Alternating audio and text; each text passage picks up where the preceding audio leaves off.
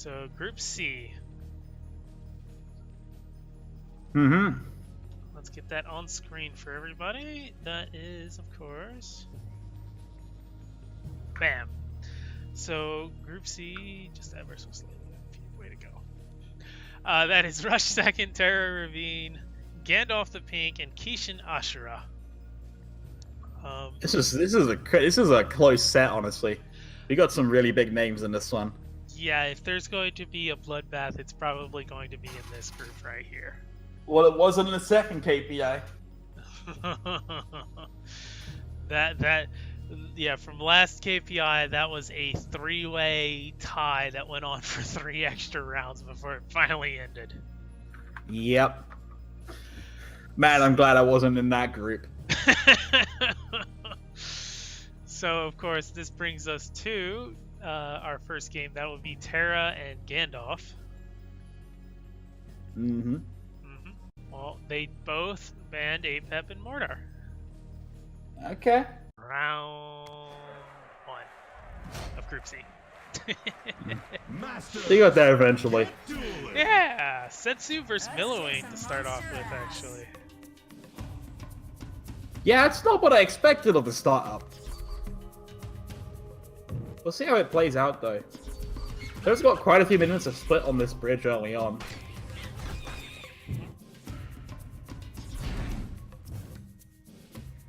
I have the first Xiaolong come out. Nothing that it's really protecting them. Oh, Flightless Dragons. Flightless Dragons are actually really common in this tournament. Well, not exceedingly common, but at least in the last couple games that we've watched. Both sides have. And there's that bridge shrine. But no control of either bridge. Not sure. Yeah, Gandalf kind of backstabbed those bridges, but oh, we see the last stand into the Gorak sacrifice. Yeah, here This comes is kind of a major threat. The 10 mana play. There's gonna be a fireball. Oh, big Dragon Daggerfall. Ball, actually. Yeah, Gandalf actually handles this quite well. But he does take a at bit the of end damage. Yeah, he's already lost 1,400 health, though. He can't let that happen again, but he's currently set up to let it happen again. Yeah, he's getting a lot of experience with these bridge shrines. Yeah, he is 11 ahead.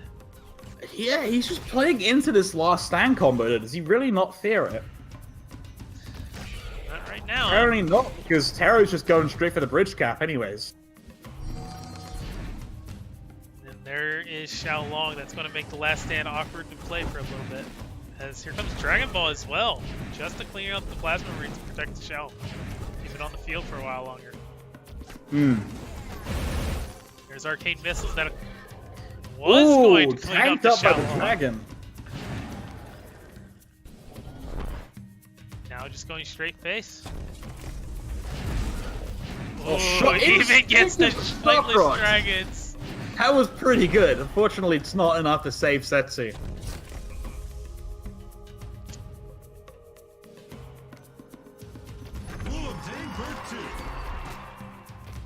It's quite a good prediction from Terra. We see the combo starting up again. He goes for it. Goes top lane with the Gorax. Peller's not really going to stop much there. Yeah, I know about that Setsu as play. well. Oh, that This clear's might gonna be connect the game. face. Gandalf's dead. Too much damage there from that push. Terra plays that really well. We have our first blue victory of the day. We do. Sorta. Actually, I think they survive it just barely now. Yes, at the very least they can walk through Burn the Bridges, right? How crazy Yes. is that? That's not too crazy when It's you think of the numbers absurd. behind it. Legionnaires are OP! How could they buff this card? It's the very reason Volko's no longer being played. Cool, because of those Legionnaires. Dominating the meta, dude. You know it. And here we go again with the early Xiaolong and nothing to protect. And It's just Burns going to 5 die mana because to of get rid of that. But Terra keeps control of the bridges. Pushing for that There's quicker. that Scratch Tank. Yeah. Fairly annoying. Screaming in there like he has a mind strapped to his head. Yeah, one could say that. Flightless Dragons But will the absolutely screaming melt Scratch it, though. sound was changed a little bit. I don't know if anyone noticed though. Because only people have that card. Who plays that card? I think the pitch was increased. Yeah. I still feel like they make the same noise, though. I mean, it is the same voice line, just different pitches. Oh, Dragonwell will kill the fire barely in gets time. in there, and the stint tanks up for it. Setsu finally gonna go home after she gets off a couple reloads on base. There's that illusory again, and here comes the combo again.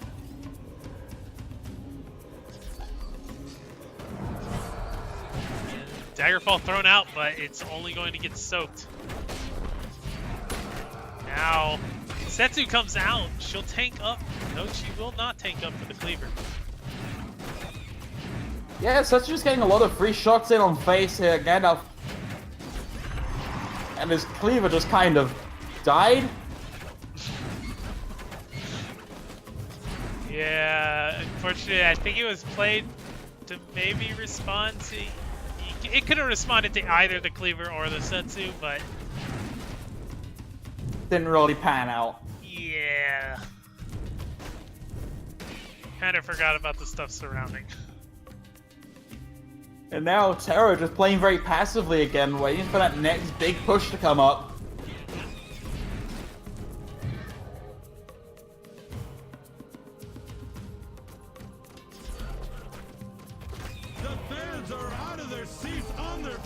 Fire's Dragon's gonna deal with that Scratch Tank pretty effectively, at least.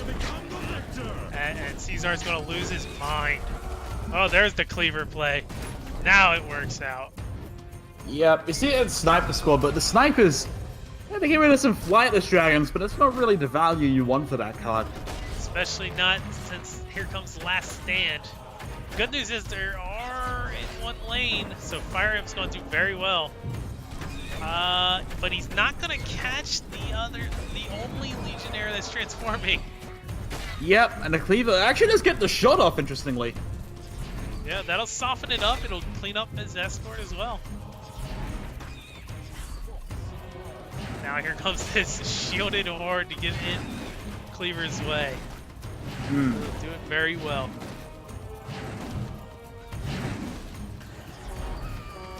Gandalf's got a bit of a window to work with, but it's not going to be here for very long. Perk 3 just 15 EXP away for Terra. Gonna try and push through with an illusory cleaver, but we're not gonna get much done down there. I was wondering if he was baiting out the jump or Daggerfall with his Bannerman, but it just jumps out anyway. Gonna play a partial last stand, triggering Xiaolong. Played it way back to ensure that the Fire Imp couldn't do anything to it this time. Sacrificing a stint to bring out Flightless Dragons. Kill up the cleaver. Here comes Setsu, now has to go face, has access to the perk 3, is gonna shut down Rappo, and that might be yeah. Gandalf just not able to deal with this aggressive pressure in the end. Terra just takes the whole set. It's like I said at the beginning, those decks really just lacked any defensive capability, and it really showed in the end. So that ends their game, and we'll look towards our second game. Curious, I'd like to know more. Well, here's the bands. Rush bans Apep and Setsu. Okay, yeah, I was right on the Setsu one then, nice. Kishin bans Apep and Millowing, which leaves them with Mordar and Stormbringer each. And that's gotta be the Stormbringer, yeah. Oh, look at that, Stormbringer. Kishin decides to tackle it with his own Stormbringer though, which is interesting. Throw down those cards. Well, I suppose the global Pex will help, but only until a Healing Shrine comes down.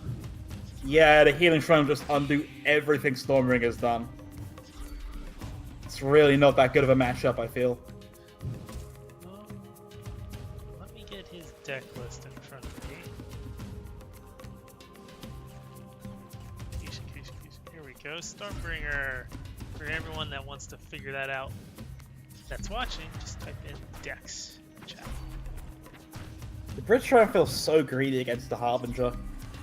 Well, he does have the Daggerfall, so that can at least answer the Shrine.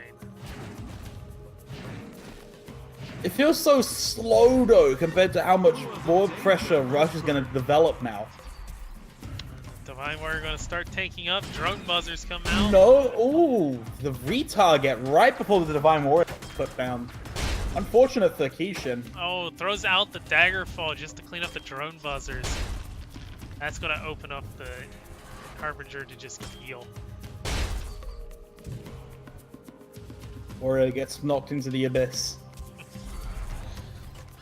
Here's the Shock Rock. Oh, doesn't get the other Plasma Marine, but Stormbringer will. And there's all this pressure. It's a lot of damage put on Kishin's face from one Harbinger. Doesn't get the last hit off though. I tell you what, if a Harbinger is going to do a lot of work, it's always going to be the first one. Yeah. That is one thing. That's when you have the least mana to answer it with.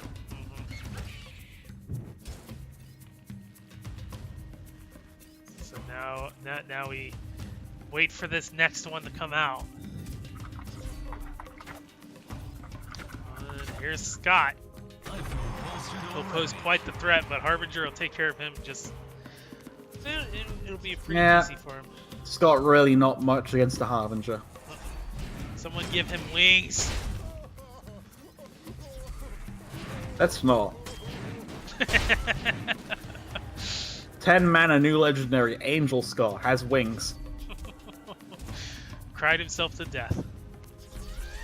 Oh, ooh.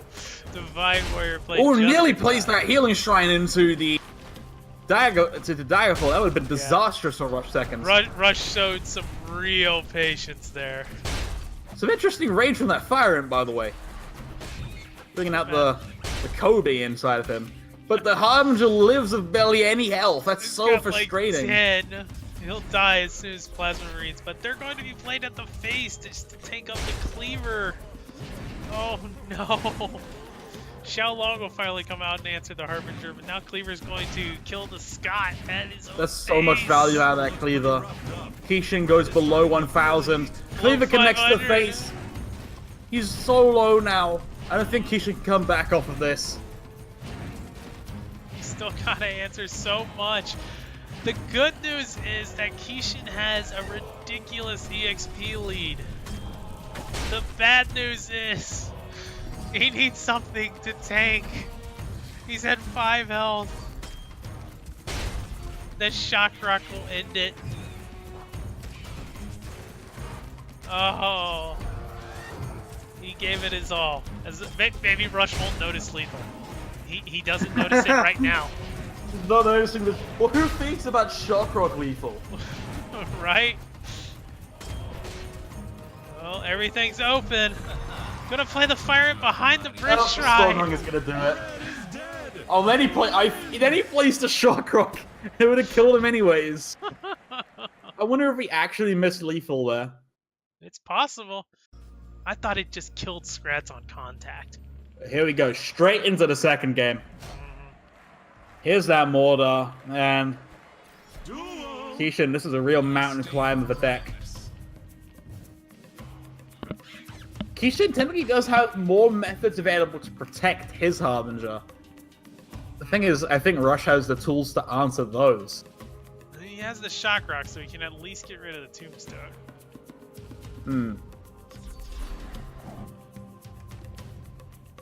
Here comes Living Statue. Unfortunately, there's a Curse Bearer in the opposite lane. Harbinger, though, could push it really far away. Not quite far enough. Curse Bearer. He's gonna melt. Oh, there's a Shock Rock. Yeah, right before Xiao not comes in out. time. That's going to be the end of that living statue. Does get quite a lot of value in how much it tanked up, though. But this is a big push on that Harbinger. He's just gotta win the video. Scott gonna do some work, tank up some damage, but gonna ultimately fall to this cleaver. Needs something more. Soul Stealer. It'll help some, especially with the help of a scrap pack, at least until, you know, Stormbringer shoots across the stage. It's damage. The living statue will tank up for it, but Soul Stealer's quite zippy. Off he goes. Ignoring the safety of the living statue. Look, man, he doesn't need that. Black hole! Easy face it. And he's back with Harbinger as well. Yep, we have the Harbinger battle going on now.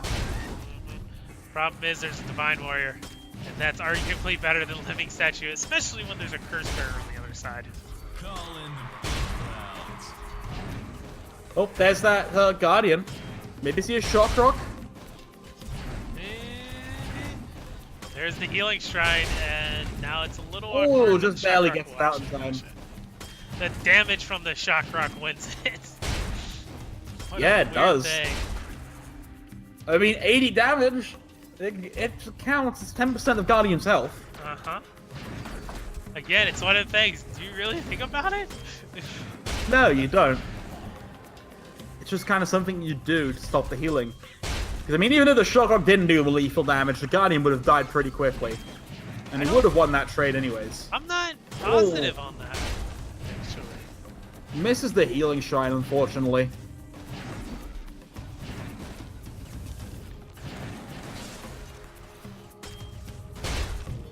There we go. Harbinger. The Soul Stealer getting knocked into mortar there. Yeah, I got to see the spear go all the way across the stage. It clearly hit mortar. He clearly has like way more than 14 range. Yeah, why didn't it hit mortar? We need to balance change this. You see the power of the well, actually pushes it completely out of targetable range. The Guardian helping a lot there. Here comes that Healing Shrine. Kishin gives the GG. Rush's Harbinger is just way better at these trades than Kishin's. This is the difference a Harbinger will make in a Stormbringer matchup. Yep. He just did not have the tools to answer this, and the one deck he did got banned. That's why the ban system's there.